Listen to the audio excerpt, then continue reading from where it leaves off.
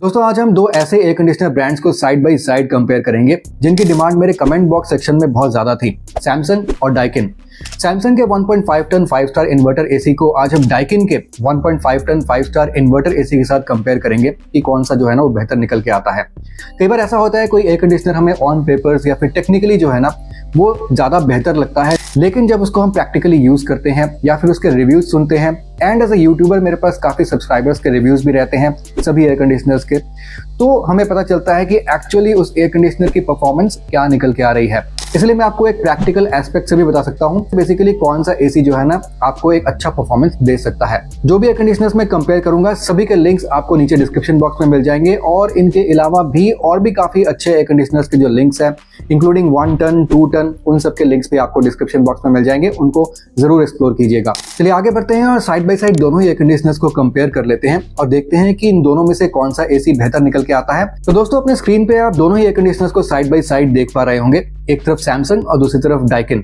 Samsung के अगर हम कूलिंग कैपेसिटी देखते हैं इसके स्टार रेटिंग लेवल पे, तो आपको इसकी कूलिंग कैपेसिटी मिलती है 5000 वॉट्स की, यानी कि इसकी जो रियल टनेज है वो आपको मिलती है 1.42 ton. So this is not exactly 1.5 ton but it's a 1.42 ton air conditioner. यहीं पर आप डाइकिन का देखते हैं तो आपको जो कूलिंग कैपेसिटी मिलती है वो आपको मिलती है 5280 वॉट्स की। That means the real capacity is 1.5 ton exactly. So there is no difference between what the brand states and what you actually get. अब यहाँ पर हम दोनों ही एयर कंडीशनर्स की ISR वैल्यू देखते हैं तो आपको डाइकिन में 5.20 की ISR वैल्यू मिलती है, यहीं आपको सैमसंग में 5.15 की मिलती है। लेकिन यहाँ पर अगर आप डाइकिन का पावर कंजम्पशन देखते हैं तो आपको एनुअली 785 यूनिट्स पर ईयर की पावर कंजम्पशन देखने को मिलती है, लेकिन सैमसंग में आपको 751 यूनिट्स पर ईयर की पावर कंजम्पशन देखने को मिलती है। ऑल्दो दोनों के ISR वैल्यू में कुछ खास डिफरेंस नहीं है, एक 5.20 है तो दूसरा 5.15 है, लेकिन कूलिंग कैपेसिटी में काफी डिफरेंस है क्योंकि सैमसंग का कूलिंग कैपेसिटी काफी कम है इसलिए उसकी पावर कंजम्पशन भी कम है। इसलिए सैमसंग के एसी को आप करीब 130 स्क्वायर फीट तक के रूम के लिए यूज कर सकते हैं, लेकिन डाइकिन के एसी को आप 150 से 160 स्क्वायर फीट तक के रूम के लिए आराम से यूज कर सकते हैं। अब चलते हैं दोनों ही एयर कंडीशनर्स के कंप्रेसर साइड में, तो आपको सैमसंग में एक रोटरी कंप्रेसर मिलता है, यहीं पर आपको डाइकिन में एक स्विंग कंप्रेसर मिलता है। स्विंग कंप्रेसर में गैस की लीकेज की संभावना काफी कम होती है as compare to a rotary compressor. तो अब चलते हैं अपने नेक्स्ट सेक्शन पे और देख लेते हैं कन्वर्टेबल फीचर। तो यहाँ पर आपको सैमसंग में 5-in-1 कन्वर्टेबल फीचर देखने को मिलता है, जहां पर ये अपने हाईएस्ट मोड पे ये 120% of the rated cooling capacity काम करता है, यानी कि ये जब 120% पे अपने हाईएस्ट मोड पे काम करता है तब जाके ये 1.5 टन की टनेज आपको डिलीवर करता है, और वो कंटिन्यू नहीं कर पाता है क्योंकि वहां पर ये थोड़े टाइम के लिए चलता है और उसके बाद ये दोबारा से अपने 100% कैपेसिटी पे आ जाता है। लेकिन डाइकिन का जो एसी है यहाँ पर आपको कोई भी कन्वर्टेबल फीचर नहीं मिलता है। ये एसी ऑटोमेटिकली अपने टनेज को चेंज करता रहता है depending upon the load on the room, और अगर जरूरत पड़ती है तो ये आपको 1.5 टन की प्रॉपर टनेज निकाल के देता है, अदरवाइज ये आपको लोअर टनेज निकाल के देता है। लेकिन डाइकिन में एक बात गौर करने वाली है, यहाँ पर इसके लो स्पीड्स बहुत ही बढ़िया चलते हैं।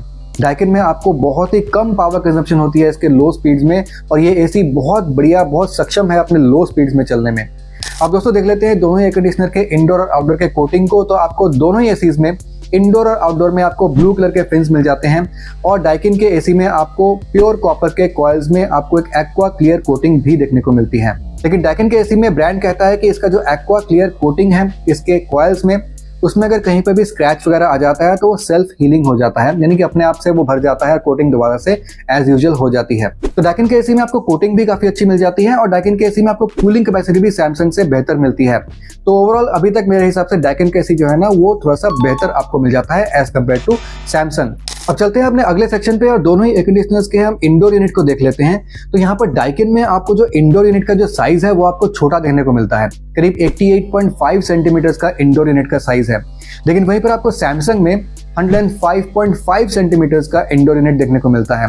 तो एज कम्पेयर टू डाइकिन आपका सैमसंग का इंडोर काफी ज्यादा बड़ा है। तो दोस्तों इंडोर यूनिट जहां पे बड़ा होता है वहां पर आपको एयर थ्रो ज्यादा बेहतर मिलती है, इसलिए सैमसंग में आपको ज्यादा बेहतर एयर थ्रो मिलती है एज कम्पेयर टू डाइकिन। लेकिन यहाँ डाइकिन में आपको एक बहुत ही बढ़िया क्वांडा एयर फ्लो का फीचर मिल जाता है, जिसमें अगर आप क्वांडा एयर फ्लो को प्रेस करते हैं तो डाइकिन के फ्लैप्स ना ऊपर की तरफ हो जाते हैं और हवा जो है वो सीलिंग पे लग के फिर नीचे गिरती है।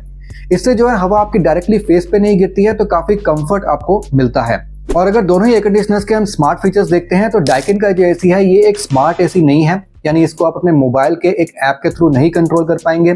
लेकिन सैमसंग का जो एसी है इसको गूगल वॉइस, एलेक्सा या फिर मोबाइल के ऐप के थ्रू भी आप कंट्रोल कर सकते हैं। तो ये एक स्मार्ट एसी है। तो यहाँ पर अगर आप एसी में स्मार्ट फीचर्स की तलाश में है तो आपको सैमसंग एक बेहतर ऑप्शन रह सकता है। दोनों ही एयर कंडीशनर्स में आपको R32 गैस मिल जाएगी और बाकी के जो भी तमाम फीचर्स हैं जैसे कि eco mode, dry mode, power chill feature या फिर इंस्टेंट चिल फीचर, वो सब कुछ भी आपको दोनों ही एसीज में देखने को मिल जाएगा। 4-वे स्विंग आपको सैमसंग में मिल जाएगा, लेकिन डाइकिन में भी आपको सेम चीज मिल जाती है, बस वहां पर इसको 3D स्विंग कहा जाता है। अब अगर दोनों ही एसीज के हम वारंटी को देख लेते हैं तो यहाँ पर डाइकिन में आपको 1 साल की वारंटी एसी पे, 5 साल की पीसीबी पे और 10 साल की कंप्रेसर पे मिलती है। लेकिन यहाँ पर आपको वारंटी जो है वो सैमसंग में बेहतर देखने को मिल जाती है।